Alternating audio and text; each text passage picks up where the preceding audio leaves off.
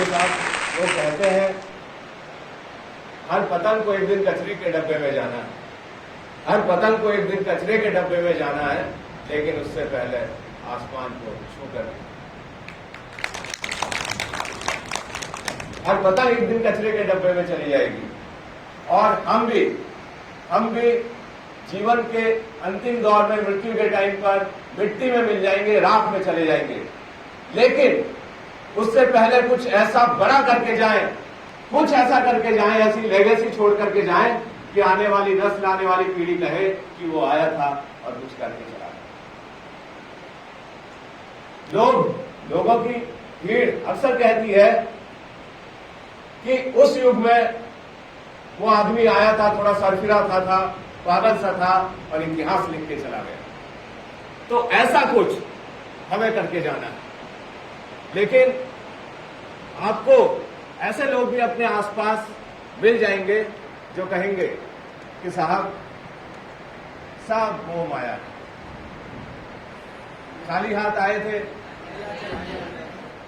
और कुछ लोग ऐसे भी मिल जाएंगे जो कहेंगे कि नेपोलियन भी साहब खाली हाथ चला गया था। तो ये सब कमजोर लोगों की शब्दावली है, ये सब कमजोर लोगों की शब्दावली है। आपने देखा होगा कि बड़े बड़े नाम जैसे बिल गेट्स या रतन टाटा, क्या आपको लगता है कि उन्हें आज पैसे की जरूरत है? लेकिन फिर भी वो काम करते हैं। वो अपनी रोटी की जरूरत के लिए काम नहीं करते। कोई कहता है अगर आपसे कि मुझे काम करने की क्या जरूरत है, मुझे पैसों की जरूरत नहीं है, सब मोह माया है, तो आप उससे कहिए कि अगर सब मोह माया है तो भाई तूने जो कमाया है, तेरी जो प्रॉपर्टी है, मेरे नाम कर दे, तूने तो खाली हाथ ही जाना है ना। तो जो Bill Gates, Melinda Gates foundation है, वो अरबों करोड़ों रुपए डोनेट कर देते हैं। रतन टाटा जी अरबों करोड़ों रुपए डोनेट कर देते हैं। लेकिन जो आपसे कह रहा है खाली हाथ आया है, खाली हाथ जाना है, क्या उसकी ये हैसियत है कि वो डोनेट कर सके? अरे उसे तो शायद फूड डोनेशन की जरूरत होगी कि नहीं? एक व्यक्ति मुझसे कहता है कि मैं फला बिजनेस नहीं करना चाहता क्योंकि मुझे पैसों की जरूरत नहीं। तो मैंने उससे कहा कि चल भाई तुझे मैं 100 करोड़ का टारगेट देता हूं, कि चल भाई तुझे मैं 100 करोड़ का टारगेट देता हूं। तो मुझसे कहता है कि अरे पागल हो गया क्या, जब मैं कह रहा हूं मुझे पैसे की जरूरत ही नहीं है तो मैं ये बिजनेस क्यों करूं, मैं क्यों 100 करोड़ का टारगेट रखूं? तो मैंने उससे कहा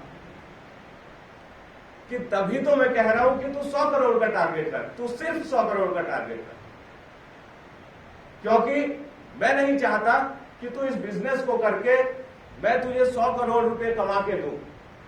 तू 100 करोड़ कमा और कमाने के बाद तुझे तो जरूरत है नहीं, तू उसे डोनेट कर दे।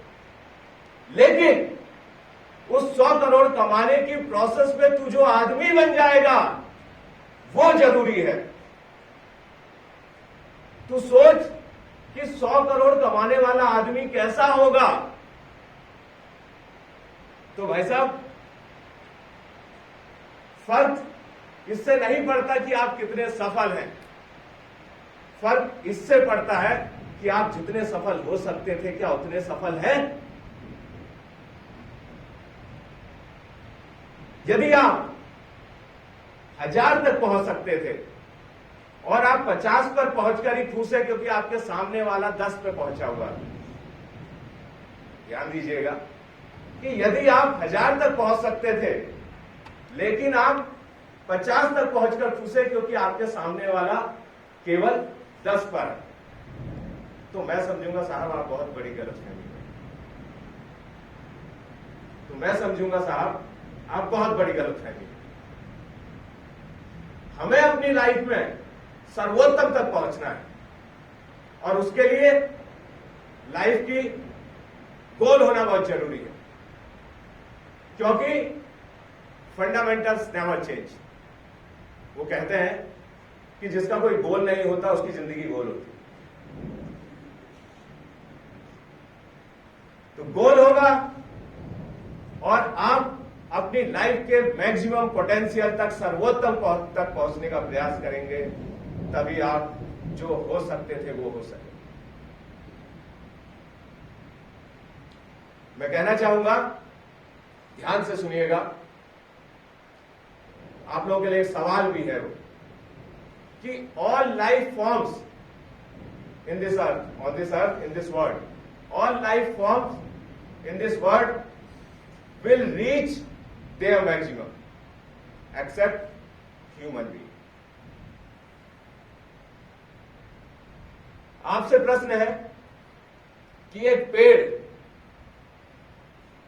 कितना ऊंचा जा सकता है, कि एक पेड़ कितना ऊंचा जा सकता है? जितना वो जा सकता है।